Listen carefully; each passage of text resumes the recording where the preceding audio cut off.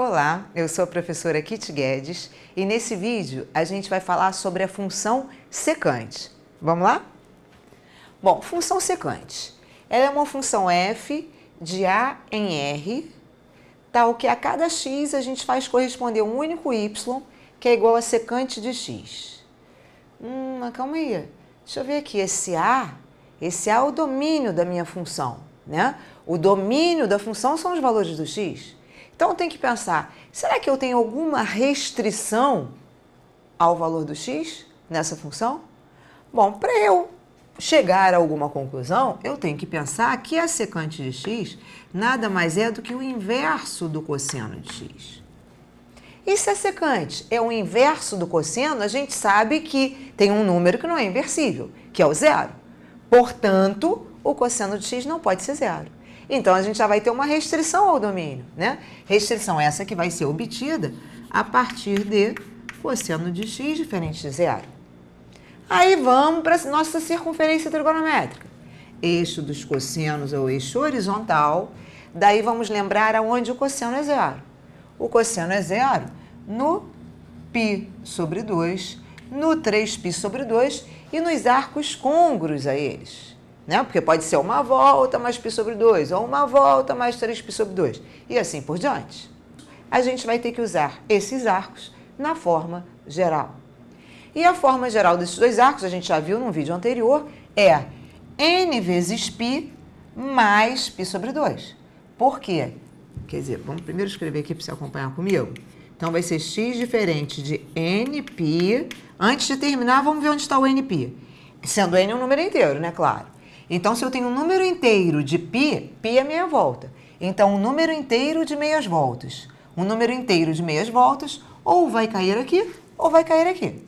Ah, beleza. Então, nπ cai num desses dois pontos. Quando eu puser mais π sobre 2, olha lá, estava aqui. Mais π sobre 2 vem para cá. Então, de fato, a forma geral desses dois pontos é nπ mais π sobre 2. Então, o x não pode ser isso com n sendo um número inteiro.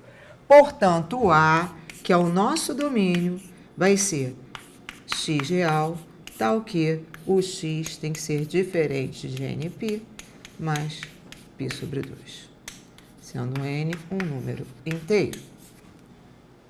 Já sabemos o domínio da função.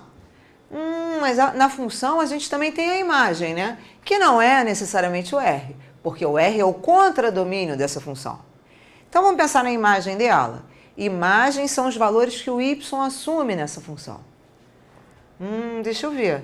A secante é o inverso do cosseno. A gente sabe que o cosseno de um arco, ele varia de menos 1 a 1. O cosseno está compreendido entre menos 1 e 1, inclusive. Vamos pensar nisso na reta numérica? Isso quer dizer que aqui na reta numérica, a gente tem o menos 1, a gente tem o 1, e o cosseno são esses valores aqui entre eles. Na secante, a gente vai inverter esses valores.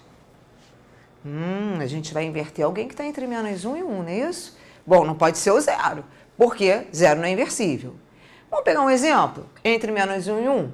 Se for menos 1 meio, o inverso de menos 1 meio vai dar menos 2. Se for menos 1 terço, o inverso de menos 1 terço vai dar menos 3. Se for menos 1 quarto, vai dar menos 4. E assim por diante. Ou seja, quanto mais próximo do zero esse número estiver, quando a gente invertê-lo, ele vai ficar um número muito grande. Ai, como assim? Me perdi. Vamos pegar um número bem pertinho ali do zero? Por exemplo, menos 0,001. Deixa eu escrever aqui, para você acompanhar comigo. Menos 0,001.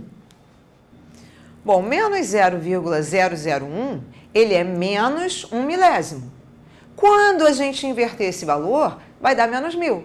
E onde é que está o menos 1000? Menos 1000 está lá caminhando para o menos infinito, não é isso? Ou seja, quando a gente pegar um número que está pertinho do zero, só que negativo, quando a gente fizer o inverso dele, vai dar um número grande em módulo e negativo. Portanto, um número que está lá perto, quer dizer, perto do menos infinito não existe, né? Porque não existe menos infinito em si. Mas, enfim, que está caminhando para o menos infinito, que está tendendo para o menos infinito, certo? Então, ó, quando a gente fizer o inverso do cosseno, quando o cosseno estiver entre menos 1 e 0, o inverso vai dar aqui nesse intervalo. Vai dar de menos infinito até menos 1. E de forma análoga, quando a gente fizer o inverso do cosseno, quando o cosseno estiver entre 0 e 1, o inverso vai dar de 1 a mais infinito, né? Porque é a mesma coisa, se eu pegar uns exemplos aqui, se eu fizer o inverso de 1/2, vai dar 2. Se eu fizer o inverso de 1/3, vai dar 3. E assim por diante. O inverso de 4/5 vai dar 5/4, que é maior do que 1. E assim por diante. Então, quando a gente inverter o cosseno com o cosseno no intervalo de 0 a 1, a gente vai obter esse intervalo de 1 a mais infinito. Mas espera aí, eu estou só na dúvida de uma coisa, hein? E o menos 1 e o 1? Será que eles fazem parte da imagem? Sim, né? Por quê? Quando o cosseno de x for igual a menos 1, o inverso de menos 1 é o próprio menos 1. Do mesmo modo, quando o cosseno de x for igual a 1, o inverso de 1 também é 1. Então tá. Então, a imagem da minha função vai ser o intervalo de menos infinito até menos 1, união com 1 a mais infinito. Ou seja, observa que a gente não tem imagem no intervalo de menos 1 a 1, no intervalo aberto de menos 1 a 1. Eu te mostrei isso pensando na secante como sendo o inverso do cosseno, não foi? No entanto, a gente também pode ver se a gente pensar na definição da secante lá na circunferência trigonométrica. Lembra qual é? Olha só, quando a gente tem aqui um arco X, se a gente quer encontrar a secante, a gente traça a tangente geométrica a essa circunferência pela extremidade do arco. Então, aqui, ó, pela extremidade do arco, a gente vai traçar a tangente geométrica, daí a secante vai ser este tamanho aqui, ó, da origem até onde essa tangente geométrica interceptou o eixo dos cossenos. Tá. Então, a secante é esse tamanho aqui, né? Tá. Deixa eu pensar na variação da secante. Pensa, se a secante é obtida pela interseção da tangente geométrica com o eixo dos cossenos, eu não tenho como ter essa interseção dentro da circunferência trigonométrica. Essa interseção vai estar sempre fora da circunferência trigonométrica. Não é isso? Ó, pensa a gente girando aqui, a tangente geométrica. Ó, para cá. Tá girando, ó, vai visualizando a interseção com o eixo dos cossenos. Né? Essa interseção aqui, ó, não vai ter, porque vai ficar paralelo, por isso é que não existe a secante de π sobre 2.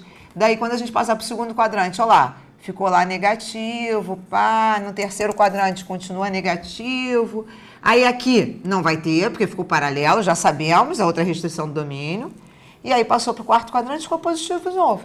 Beleza. Mas o que eu estou querendo te mostrar aqui é que a secante, ou perdão, a tangente geométrica vai interceptar o eixo dos cossenos sempre, ó, aqui ou aqui. Ou seja, vai interceptar do lado de fora da circunferência. Por isso é que o valor da secante vai ser ou maior do que 1 ou menor que menos 1. Porque não tem como dar entre menos 1 e 1, que está aqui dentro da circunferência, né? Olha que legal. Como é que, por qualquer caminho que a gente vá, a gente chega à mesma conclusão, claro. E isso é que é uma das coisas bacanas da matemática, certo? Bom, agora é a tua vez de estudar. Até o próximo vídeo.